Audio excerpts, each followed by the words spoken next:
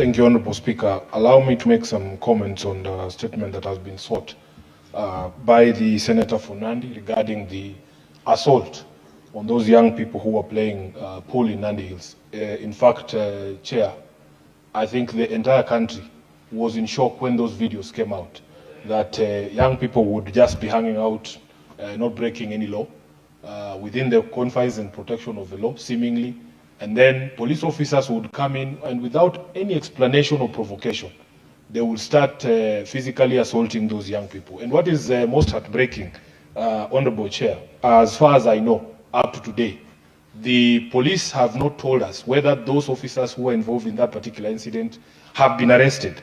Honorable Chair, Speaker, we have come to a place where now we're having certain conversations in this country. And we must remind ourselves of the sort of society that we wanted to build. When we pass this constitution guarantees certain things for all of us. We expected that we would be a country governed by rule of law, that we would have freedom, democracy, and equality and social justice here, as stated in the preamble of our constitution. Honorable Speaker, this House, following the Gen Z uprising, passed a certain motion as well, calling on the National Police Service to even review their operating procedures. Up to today, Honorable Speaker, nothing has been done to be able to address the concerns that Kenyans have with the way the police conduct themselves. We cannot live in a country like this, and Senator Cherargei, you have to agree with me, that we have to build a society where people are actually free. You can imagine, we are, in this agreement that we signed, the MOU, people think that that MOU was between ODM and UDA.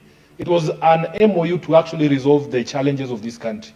Honorable Speaker, one of the things that we provided for there was to solve the question of youth unemployment, to sort out the question of officers who misbehave, and to protect and promote the livelihoods of young people. We have programs, for instance, that are going on to give young people seed capital to essentially do business. Now, some of the businesses young people do is actually opening those pool places. So you have a situation where the government will give you money to start a business. But because all these things are not being done within a framework of democracy and freedom, the police can have the audacity to come to that business and do what they did in Nandi Hills. This is what we must cure, Honorable Speaker. Kenya has a software problem. It's not just about roads and beautiful stadiums. By the way, everybody should know that President Moi built stadiums also. But no one wants to go back to the life that we used to live under President Moi. That is just a fact. Because of the software, we have to go back to a country that is ruled by law, a democratic state, where people are free to be able to live their lives and to better themselves. I thank you, Honorable Speaker.